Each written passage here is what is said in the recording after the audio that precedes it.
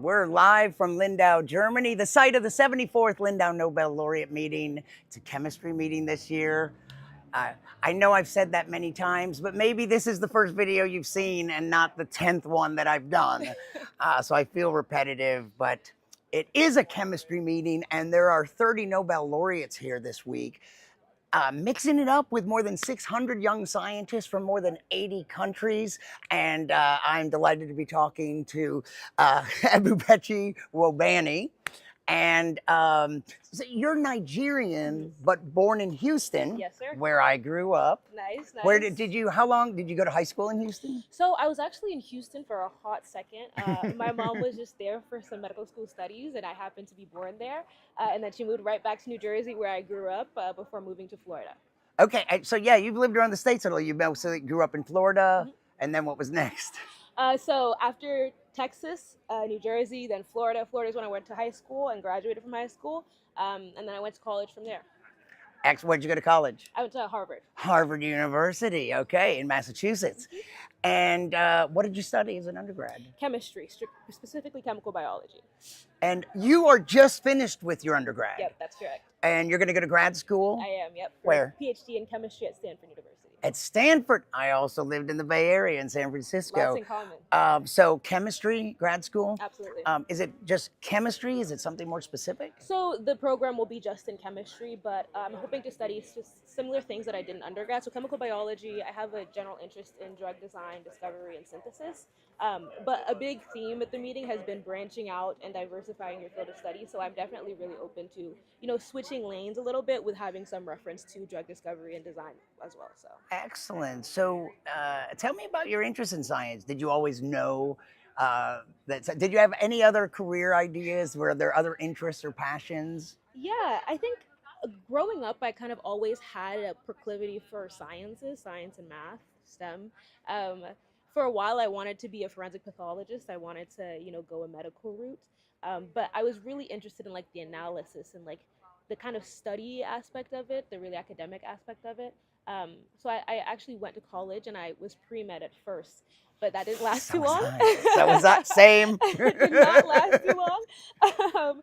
I took my first. Why not? Why not pre-med? Well, it wasn't that I necessarily hated anything about it or that I didn't think I could do medical school or anything like that. It was really that I took some research courses and I started doing research, and I realized that I like that side of it, specifically creating the medicines as opposed to administering them. So I kind of switched focus, still really integrated into translational sciences and medicine, but just a different side of it. So actually something that was said at the meeting really resonated with me is at one point a laureate on stage said that our job is to make sure people go home from the hospital. And I think that's the same thing that doctors do, to make sure that people go home from the hospital. And I just am on a separate side of that, at least with my present interests. So I came to college, switched from pre-med to a research track, and I think it took me a little bit to realize that, a PhD was where I wanted to land up. I was like, I could go and just work as a research assistant right after graduation, but I talked to some people that were in their PhDs, that had done PhDs, and realized that long-form research is what I really wanted to do after graduation. Excellent. And chemistry, why chemistry specifically? Yeah, that's a great. Because chemistry isn't for everyone. No, definitely not. Sometimes it's not even for me to this day. So, but in high school, I had a really excellent chemistry teacher. Shout out to Mr. Hunter. He did a lot to make sure that students had access to research at our school. We weren't, superbly well funded, and so it's not like we went out and had opportunities to do research. We didn't have the best lab equipment in the lab, but he stayed late nights and he did wrote grants to get money and funding for our school to get new equipment and to actually have us do in situ environmental research. And that's kind of where it started, to be honest, that kind of interest in research a little bit, and I continued that in college. And so I studied chemistry at standard level and higher level in high school because of that teacher. So the importance of teachers and mentors is something that has stuck with me throughout my life. And so I think it kind of just fell into place that I decided to go down the PhD route, and that a high emphasis on teaching and mentorship and study. So it kind of made sense for me from high school. I'd like you to elaborate on that just a little bit, because what is it about chemistry? Tell me a little more about what you like about chemistry. Yeah, absolutely. So whenever I think about the sciences in general, I think of like physics, chemistry, biology as a pyramid. And you can disagree with this. I'm not saying it's the right way, but it's the way I think about it. I think of like physics as the foundation. That's like on the tiny scales how things interact. Below that, you can look at like math is below that, and then even go even further, philosophy. That's the foundation of that. Right above that, you zoom out just a little bit, and now you're looking at atoms and how those are. You're not looking at quarks or the tiny little quantum particles, but atoms and how those interact and form macromolecules and proteins and material science and everything like that. And then on top of that is biology. Now you're really looking at systems, cells, and things of that nature. And I think chemistry was what came most intuitively to me. The most basic sense, you think of positive and negative charge. That's kind of where my general chemistry teaching started from. And I was like, yeah, that makes a lot of attract and repel. That was something that came super easy. And then I kind of just stuck with it. And I think a lot of it had to do with that chemistry teacher I had in high school. I'm a true believer that whatever you have good experiences in, that's something that you're going to enjoy, because you have positive memories and associations with that. So it came intuitively to me. I kind of just stuck through it through college, and here I am. So Yeah. I like I find I don't know. I guess I found chemistry more challenging. So I fair, already so fair. coming into it already was in love with and knowledgeable in astronomy and physics, and when I was pre-med and my heart wasn't in it, so by the time I got to organic chemistry, it was hard. Right. I think your heart being in it is a big factor. Yeah. So I'm biased for sure in my, understanding and saying what is more intuitive. I think it's where your heart is at is what you're really going to enjoy. Excellent. Let's step a little closer. I feel, yeah, right there. That's perfect. So you know what? Also, while we've been talking in the past few minutes, at least two groups of scientists have walked past us, Right. and I just wanted to point out there are a lot of interesting kinds of sessions here at the meeting, and we'll talk about the meeting some. And what this was were two groups of, they're called science walks, and they were one laureate. That second group was Stephen Chu, physics laureate and former secretary at Stanford, and former Secretary of Energy under President Obama. The first scientist to serve as a cabinet member in U.S. history, as he mentioned in the sustainability panel this morning. What that was is that's something that you had to sign up for. Did you do a science walk? I did a science lunch. You did a science lunch with what laureate? David McMillan. Okay, so what it was is one scientist and a very limited number, one laureate and a very limited number of young scientists.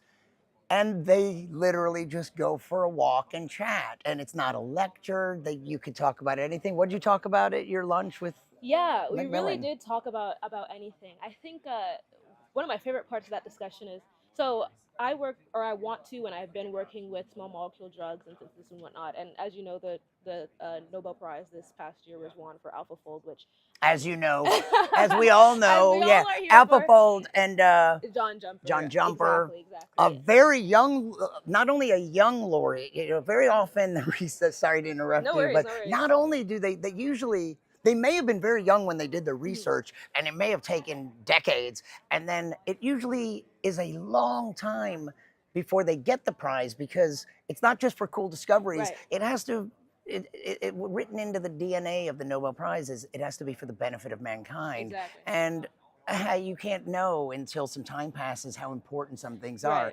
But in this case, his work was recent. The award was given very quickly, so he's a very young Nobel laureate. Yeah. So sorry to interrupt you, but no worries.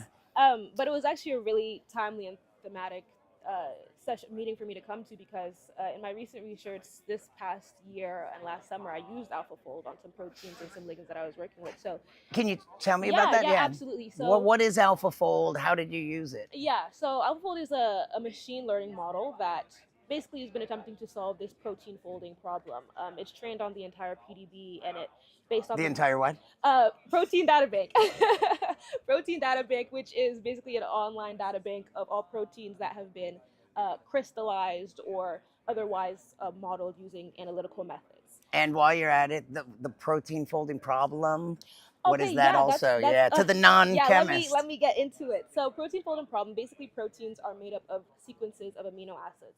And for a long time, and still arguably, it's been an issue of trying to figure out how proteins decide to fold into different, because function dictates like what they do. Form dictates function. Yeah, the structure. Right. Exactly. So people have been asking, based off of this sequence, is there a way that we can figure out, okay, if this is the specific amino acid sequence, this is the way it will fold, and therefore we could figure out or have more information to figure out what the function of the protein is. So there's the, what was the first, the sequence. Yes. And that determines the structure, because you know the Exactly. sequence, and there's certain electromagnetic and other Right, forces, right. and then the structure determines the function. Right, So, like, right. yeah, So if I you like get that. one, you can really, if you can really solve that first part, that folding problem, then you can get a lot of information out of that. And so there are a lot of really extensive methods that have been used to solve the form of proteins, and that gives a lot of information. Um, EM, cryo-EM, X-ray crystallography, etc. But with AlphaFold, the big discovery is that it was using machine learning and in AI to, if you input a sequence, it's able to predict what this folding is, what the fold of a protein is, which is really, really insane in my opinion, and obviously won a Nobel Prize. It was the best model that had come out at the time, and AlphaFold 3 just came out earlier this year. But I'd used AlphaFold 2 in last summer during an internship, and I used AlphaFold 3 in my research this past year.